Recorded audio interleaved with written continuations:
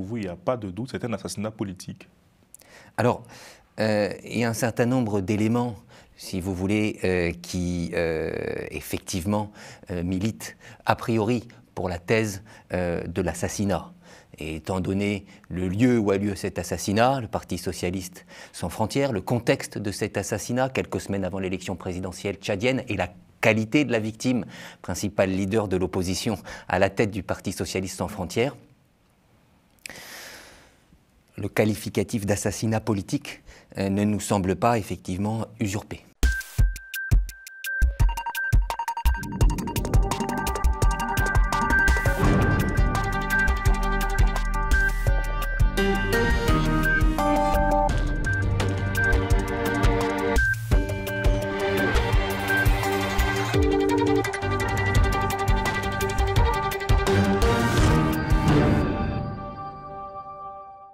Bonsoir à tous. Le 28 février 2024, le leader du Parti socialiste sans frontières, Yaya Djilou, était assassiné à N'Djamena. Un an plus tard, sa famille biologique comme politique attend toujours la vérité. Pour en parler, je reçois Maître Charles-Stéphane Marchiani. Bonsoir Maître. Bonsoir Carline. Et Alifa Younous Mahamat, responsable du PCF au niveau de la diaspora. Bonsoir. Bonsoir. Merci à vous deux d'avoir accepté notre invitation. Maître, votre cabinet Kimi Avocat a été saisi par la famille afin d'engager toutes les procédures requises pour que les auteurs, les commanditaires et les complices soient identifiés. Comment les choses vont se passer désormais? Quelle est la procédure qui va être entamée dans les prochains jours concrètement? Alors effectivement, avec mon confrère Pierre Mascar, nous avons été saisis par la famille de M. Yaya Djilou. Nous avons, à l'aune des pièces qui nous ont été communiquées, envisagé un certain nombre d'actions pour faire bouger les choses et permettre à la famille de M. Djilou de connaître l'exacte vérité de ce qui s'est passé le 28 février 2024 au siège du Parti socialiste sans frontières. Dans cette optique, nous envisageons, les requêtes sont prêtes, nous attendons donc quelques confirmations de la famille par rapport à certaines pièces du dossier, mais nous envisageons à titre immédiat une saisine des juridictions françaises et une saisine du rapporteur des Nations Unies sur les exécutions sommaires. Voilà les premières actions que nous allons lancer à très courte échéance. Et dans votre communiqué, pour vous, il n'y a pas de doute, c'est un assassinat politique. Alors, il y a un certain nombre d'éléments, si vous voulez, qui effectivement militent a priori pour la thèse de l'assassinat. Et étant donné le lieu où a lieu cet assassinat, le Parti socialiste sans frontières, le contexte de cet assassinat, quelques semaines avant l'élection présidentielle tchadienne, et la qualité de la victime, principal leader de l'opposition à la tête du Parti socialiste sans frontières, le qualificatif d'assassinat politique ne nous semble pas effectivement usurpé. En tout cas, le narratif retenu du côté d'N'Djamena, c'est qu'il a succombé à ses blessures après un échange de tirs. Exactement, c'est le qualificatif, enfin c'est la thèse officielle développée par le gouvernement d'N'Djamena. Cette thèse officielle, à mon avis, est très fragile, pour des raisons objectives. La première raison objective, c'est que le gouvernement d'N'Djamena s'est empressé, 2 jours après la mort de M. Djilou, de raser par bulldozer le siège du Parti socialiste sans frontières tchadien. Ce qui est quand même, d'un point de vue méthodologique, assez surprenant, puisque commencer avant de faire une enquête par raser la scène où ont eu lieu les faits dont on cherche à élucider l'origine est quand même une façon de faire un peu surprenante. Le deuxième élément que je tiens à porter à votre connaissance, et ce point d'ailleurs a été relayé par des organisations non gouvernementales, c'est qu'au mois d'avril dernier, les photos du corps de M. Djilou, et notamment les photos de sa tête qui montraient une blessure par balle au niveau de la tempe, ont été soumis à des experts médico-légaux. Ceux-ci, en analysant comme ils le pouvaient les blessures constatées sur la tête de M. Djilou, ont dit que manifestement, il ne pouvait pas s'agir de blessures ayant été reçues à l'occasion d'un échange par balle, dans le sens où celle-ci s'apparentait davantage à une blessure à la suite d'un coup de pistolet reçu à bout touchant. Vous voyez? Donc volonté clairement de mettre fin à 5 jours, quoi. Ben, c'est-à-dire on aurait tiré une balle dans la tête à M. Dillot à bout touchant, et non pas, il n'aurait pas reçu la balle à l'occasion d'un échange de tirs. Donc, vous voyez, un certain nombre d'éléments permettent de douter de cette version officielle, et c'est tout l'intérêt d'une enquête indépendante et impartiale, de faire la lumière sur cette affaire. Le porte-parole du gouvernement s'est exprimé ce week-end. Il considère que la justice est en cours et qu'une commission d'enquête est en préparation. Younous, comment, au niveau de votre parti, vous avez accueilli cette nouvelle et est-ce que vous vous réjouissez de la saisine du cabinet Kimia pour essayer de trouver la vérité un an après? Pour nous, c'est d'abord un grand plaisir de travailler avec ces cabinets parce que voilà, c'est un cabinet qui a été engagé par la famille Dillot. Et voilà, à la recherche, n'est-ce pas, de justice pour le président Dillot, le parti ne fait que se réjouir voilà, de travailler avec ces cabinets. Nous allons mettre également à la disposition de ces cabinets de nouveaux éléments, les rapports que nous avons produits pour que l'enquête voilà, puisse avancer de manière aussi sereine. Revenant concernant le porte-parole du gouvernement, bon, ça ne nous a pas surpris parce que connaissant la méthode de cette junte, dire qu'il y a une enquête qui va être ouverte et tout. Moi, je pense que c'est une information ou bien c'est une déclaration fallacieuse, comme toujours, parce qu'il a été déjà préalablement dit par l'ancien porte-parole du gouvernement. Depuis un an, il n'y a rien de diligenté comme enquête, il n'y a rien qui a été réalisé sur le terrain à la recherche, n'est-ce pas, ne serait-ce que l'enquête pour le fait président Yaya Dillot.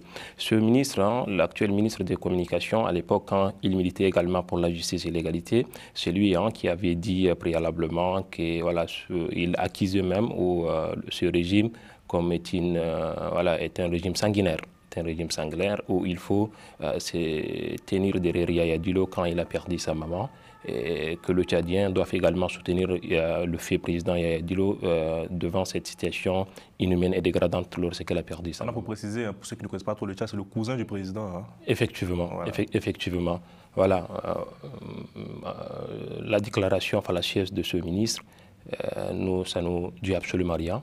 Et puis nous allons travailler ensemble avec le cabinet pour que la lumière soit faite afin que ceux qui ont mis fin à la vie d'Yaya Dillot puissent quand même être traduits devant les juridictions internationales compétentes. Pardon Younous, mais il y a quelque chose qui m'a frappé dans les déclarations encore du ministre. Il dit qu'il ne se comportait pas comme un chef de parti politique lambda, il s'est attaqué aux institutions, il avait attaqué le siège national de l'agence, le siège de l'Agence nationale de la sécurité. Est-ce qu'au sein du PSF, sincèrement, il y avait une volonté de remettre en cause l'ordre constitutionnel? Ce qu'il faut savoir, le fait président Yaya Dillot est un démocrate. C'est un président d'un parti politique responsable ayant des idéologies basées sur l'égalité, la justice et l'égalité au Tchad. Il est aussi l'un des principaux, n'est-ce pas, opposants de la junte et qui s'est opposé naturellement à la prise des pouvoirs anticonstitutionnels par la junte. Ils ont tenté préalablement par achat de conscience, d'intimidation. Il a resté beaucoup plus focus sur l'intention, sur l'idéologie du parti. En aucun cas, le fait président Yaya Dillot peut quand même aller attaquer les institutions de l'État. Ce sont des déclarations erronées et qui n'ont aucun sens. D'ailleurs, moi, je pense que c'est quand même irresponsable de leur part pour qu'ils puissent dire Yaya Dillot a attaqué les institutions de l'État ou un chef de parti, il n'a que seulement sa bouche, il n'a que le stylo pour écrire et il ne détient aucune arme pour aller attaquer une institution de l'État. Maître, combien de temps prennent ce type de procédure-là à l'international, concrètement? Alors, juste si vous me permettez une précision, Kimia Avocat est un réseau d'avocats animé par Maître Pierre Mascar et moi-même, et non pas un cabinet d'avocats individuel. Je me permets cette précision parce que déontologiquement, il est important qu'il n'y ait pas de confusion. Enfin, dans l'esprit, ce qu'a dit Monsieur Alifa est tout à fait exact. Ensuite, combien de temps ça prend exactement ? il n'y a pas de règles. Il n'y a pas de règle. Il est bien certain que ça dépend des moyens qui sont alloués à l'enquête, ça dépend éventuellement de la coopération des autorités tchadiennes à la suite des demandes qui lui seront faites de la part des personnes chargées de cette enquête internationale.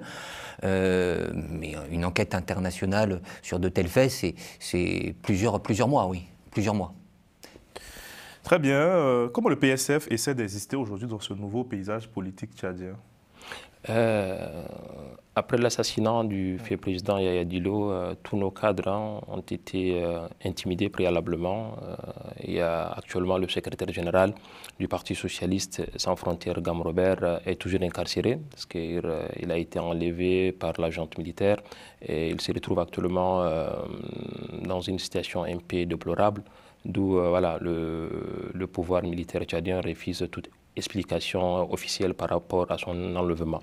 Toutefois, sur le plan national, les choses sont un peu compliquées parce que voilà, la junte refuse toute voix dissidente sur le terrain. C'est à l'extérieur qu'on est en train de mener les combats, de résister et d'aller plaider auprès de nos partenaires politiques et puis des institutions des droits de l'homme, des ONG, pour qu'on puisse quand même ne rester qu'apporter la lumière à cette situation aussi délicate. Mais pour le moment, on est en train de résister. Est-ce que vous en voulez aujourd'hui à Succès Masra, qui était Premier ministre à l'époque?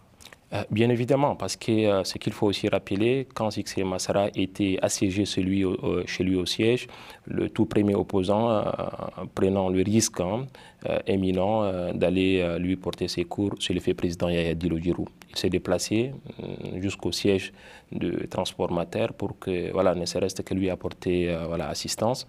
Mais le fait qu'après son assassinat, il n'a pas pu quand même prendre une position claire ou bien apporter, n'est-ce pas, un soutien à la junte, moi je pense que c'est quelque chose qui est un peu dangereux, pas seulement pour lui, mais y compris également pour le Tchad, parce que lui, il est en train de plaider également, entre guillemets, pour la liberté et l'égalité.